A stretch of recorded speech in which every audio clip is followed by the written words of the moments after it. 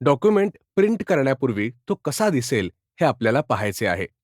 यासाठी layout टॅबमधील page setup group वापरला जातो. विशिष्ट पेज साईज वापरल्यावर पेज कुठे संपते आहे, त्यावरील कंटेंट कसा दिसेल हे आपण पाहू शकता.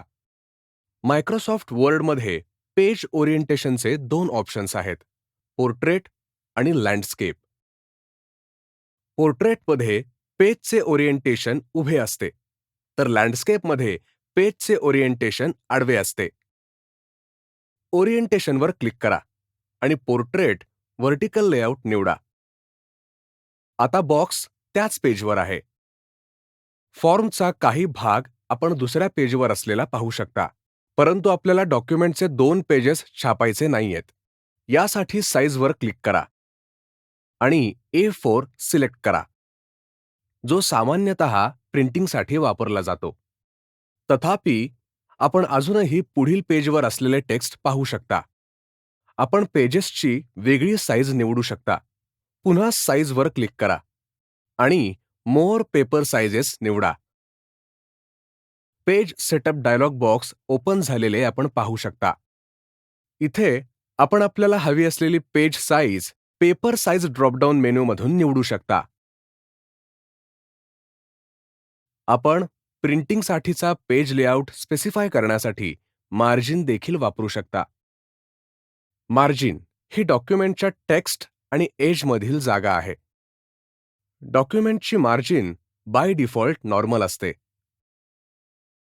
इथे चांगल्या लेआउटसाठी नॅरो मार्जिन सिलेक्ट केलेली आहे. पेज साईज प्रमाणे आपण मार्जिन देखील स्पेसिफाय करू शकता. मार्जिन्स क्लिक करा आणि कस्टम मार्जिन सिलेक्ट करा. पेज सेटअप डायलॉग बॉक्समध्ये पेजचे लेफ्ट आणि राईट मार्जिन आणि टॉप आणि बॉटम मार्जिन स्पेसिफाय करा. आपण या डायलॉग बॉक्सचा वापर करून वेगवेगळ्या पेज सेटिंग्ज स्पेसिफाय करू शकता. आपल्याला पेज मार्जिन स्पेसिफाय करायची नसल्यामुळे कॅन्सलवर क्लिक करा, कारण आपण डॉक्युमेंटसाठी आधीच मार्जिन प्रीडिफाईन केले आहे. जेव्हा आपण वृत्तपत्र, वर्तमानपत्र किंवा सायन्स जर्नल पाहता, तेव्हा इथे दर्शवल्याप्रमाणे 2 किंवा अधिक कॉलम्सचा वापर करून टेक्स्ट सादर केले जाते. या लेआउटला प्राधान्य दिले जाते, कारण त्यात जास्तीत जास्त पेज स्पेस वापरली जाते. या डॉक्युमेंटसाठी आपण 2 कॉलम लेआउट वापरू. कॉलमवर क्लिक करा आणि 2 सिलेक्ट करा. आता कंटेंट 2 कॉलम्सचा वापर करून सादर केला गेला आहे, ज्याद्वारे रिकामी जागा कमी केली जाते. आपण एक्स्ट्रा जागा डिलीट करू शकतो. होम टॅबवर क्लिक करा आणि नंतर पॅराग्राफ ग्रुपमधून शो किंवा हाईड क्लिक करा. आपण एक्स्ट्रा पॅराग्राफ मार्क्स पाहू शकतो. ते सिलेक्ट करा आणि डिलीट करा.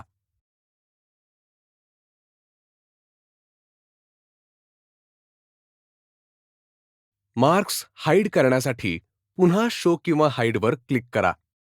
आपण पाहू शकतो की पहिले हेडिंग आणि कॉलम टेक्स्ट एकाच लेवलवर आहे, ज्यामुळे डॉक्युमेंट ऑड दिसते.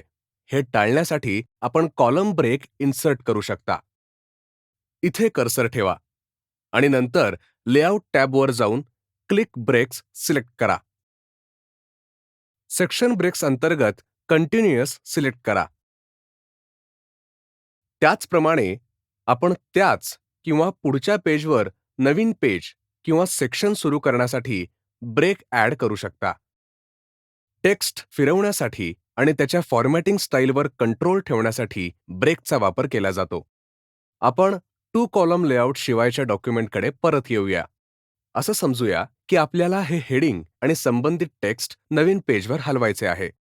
इथे कर्सर ठेवा आणि ब्रेक्स मेनूमधून पेजवर क्लिक करा. हेडिंग आणि संबंधित टेक्स्ट पुढच्या पेजवर गेल्याचे तुम्हाला दिसेल. आता तुम्हाला इथून टेक्स्ट नवीन सेक्शनमध्ये, परंतु त्याच पेजवर हलवायचे आहे. कंटिन्युअसवर क्लिक करा आणि आपण बदल पाहू शकता. हे सेक्शन पुढच्या पेजवर नेण्यासाठी नेक्स्ट पेजवर क्लिक करा. आपण पेज आणि सेक्शन ब्रेक ॲड करण्यासाठी इतर ऑप्शन्स शोधू शकता. पेज किंवा सेक्शन ब्रेक डिलीट करण्यासाठी मार्क्स ऑन करा. पॅराग्राफ ग्रुपमधून शो किंवा हाईडवर क्लिक करा.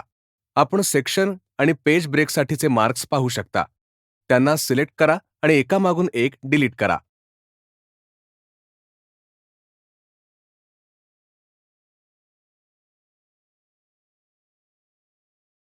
लेआउट टॅबकडे परत जा. रिव्ह्यूच्या उद्देशाने प्रत्येक लाईनच्या आधी नंबर ॲड करण्यासाठी लाईन नंबर्स वापरले जातात. लाईन नंबर्स ड्रॉपडाऊनमधून योग्य ऑप्शन्स वापरा. आपण लाईन नंबर ऑप्शनचा वापर करून नंबरिंग ऑप्शन स्पेसिफाय करू शकता. लाईनच्या शेवटी असलेल्या लांब शब्दांचे विभाजन करण्यासाठी हायफनेशन वापरले जाते. हायफन म्हणजे एक छोटा आडवा मार्क दोन भागांमध्ये इन्सर्ट केला जातो, जो आपण हायफनेशन ड्रॉपडाऊनमधील वेगवेगळ्या ऑप्शनमधून निवडू शकता. पेज सेटअप ग्रुपचा वापर करून पेज सेटअप करण्याचे हे वेगवेगळे मार्ग आहेत.